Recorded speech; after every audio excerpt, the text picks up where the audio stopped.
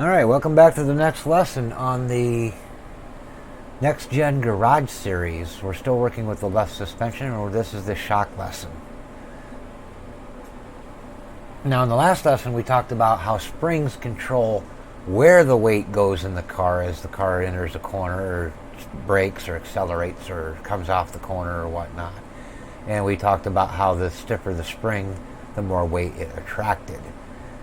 The shocks, however, work with the springs and control how fast the weight transfers from one corner or to another, and so on, as you brake, turn, and so on. It also controls how the brake or how the spring handles going over a bump. So basically, on this next gen car, you've got what's called compression, which is the compression of the shock, or pushing the suspension up into the chassis.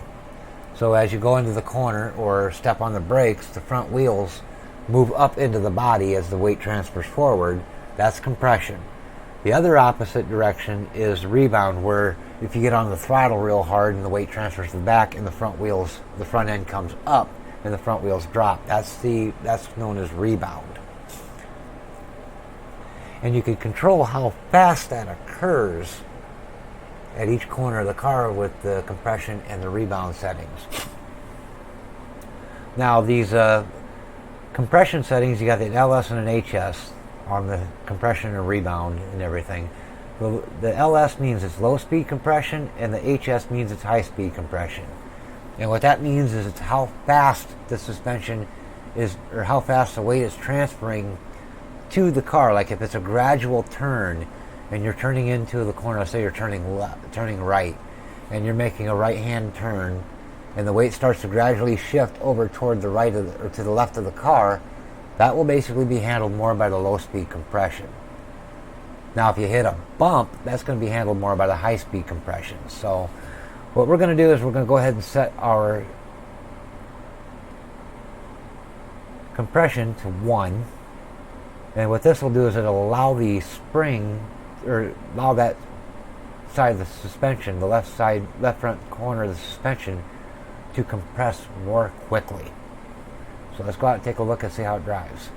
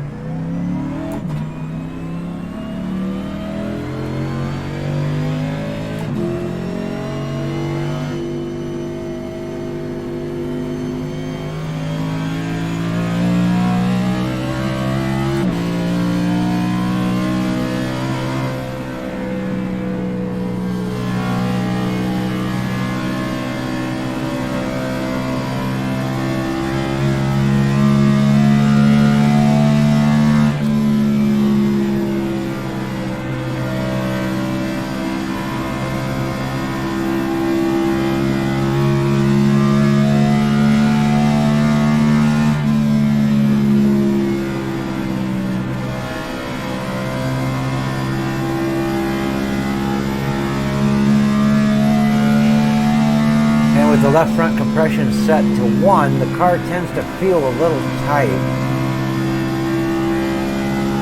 but kind of comes back from the center of the corner off, so it's tight in, and then it starts to get a little bit better as you come through the corner, get on the throttle, it starts to loosen up a little bit. Alright, so we got enough there to get an idea what the compression does when we have it set to the low numbers, which is allow it to move the fastest. Now what we're going to do is we're going to go to the other extreme. We're going to slow the rate of compression down by going up to 10. So this should make the car transfer weight more slowly to the right, or to the left front rather. So let's go ahead and take it out and drive it and see what we notice.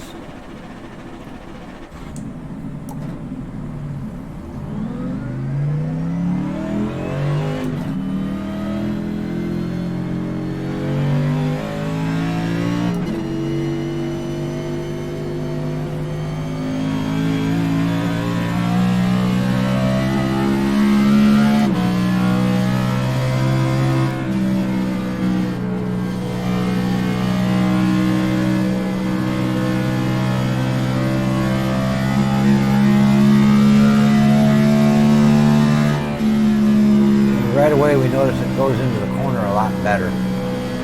It's got more turn-in coming in, and it actually holds the turn-in a little better through the corner, particularly as you get on the throttle.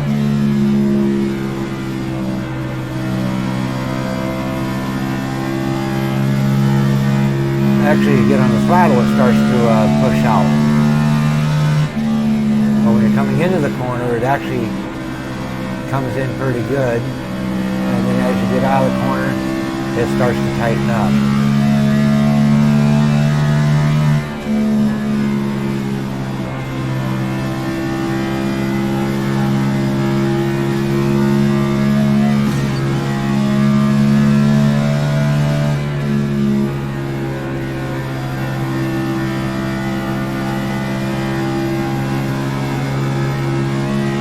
Just ever so slightly. Alright, so that takes care of the compression side of it. And we'll do a little quick recap here. So for compression,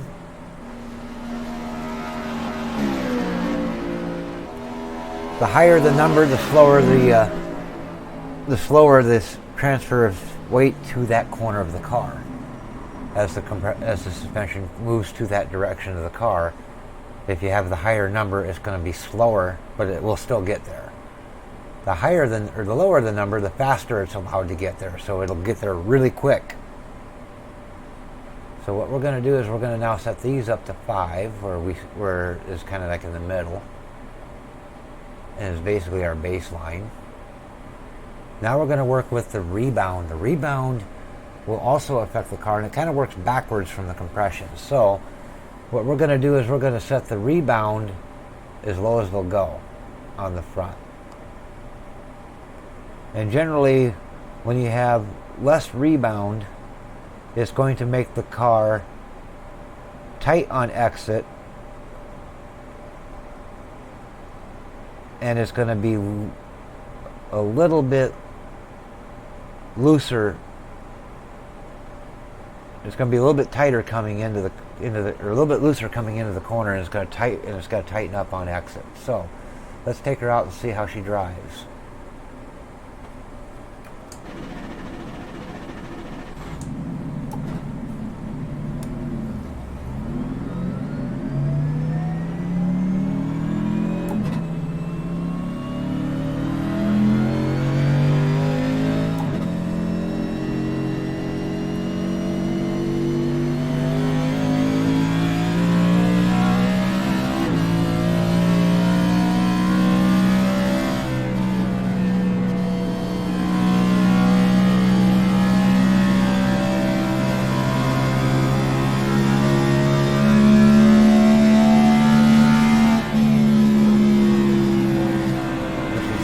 Tight overall, isn't she?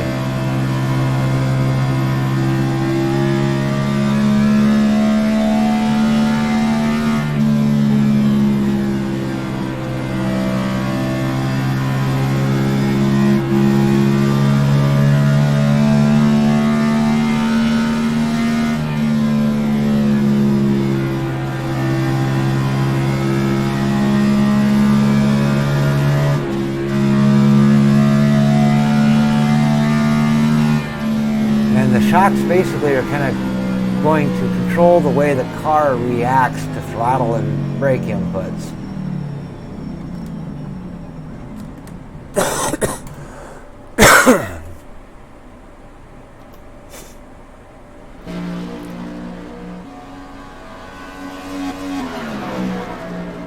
So basically, with the rebound set all the way down to where it's allowed to rebound as fast as it can, it's going to make the car tighter, particularly on entry.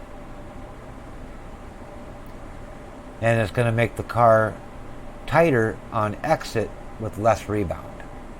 Now let's go ahead and see what happens when we kick the rebound all the way up. This will generally make the car looser, particularly from the center of the corner off, particularly when you're on the throttle. So let's go take a look.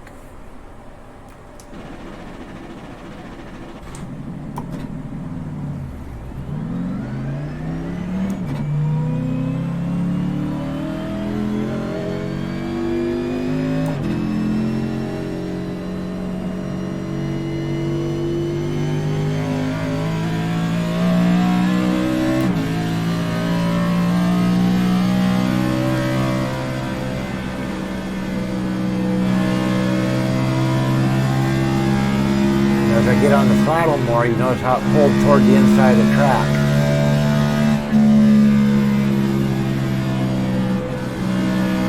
Like right there, see? That's the effect of more rebound on the left front.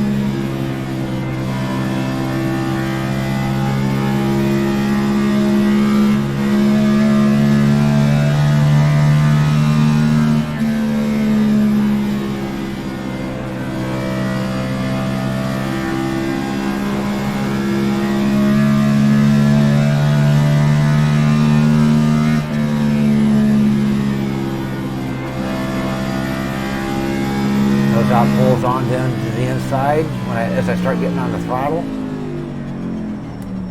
So that's basically what a lot of rebound on the right front or left front does. So a quick recap. Your left front shock, the compression is going to mostly affect your entry. So the more rebound you have, or the more compression you have, the looser the car is going to be coming in, and the less compression you have, the tighter the car is going to be on corner entry, particularly when you're off the throttle or partially, or even on the brakes. Now, for the rebound side of it, that affects the corner exit. And the less rebound you have, the tighter the car is going to be on exit, under throttle. And the more rebound you put into the left front, the more the car is going to want to turn as you start getting into the throttles, particularly coming out of the corner. So that basically sets that in a nutshell. So let's set these back to our default so that they're ready for the next lesson. Whoops, too much. So we got everything all set to 5s, all that kind of stuff. Anyway, that concludes this particular lesson, and we'll see you in the next one.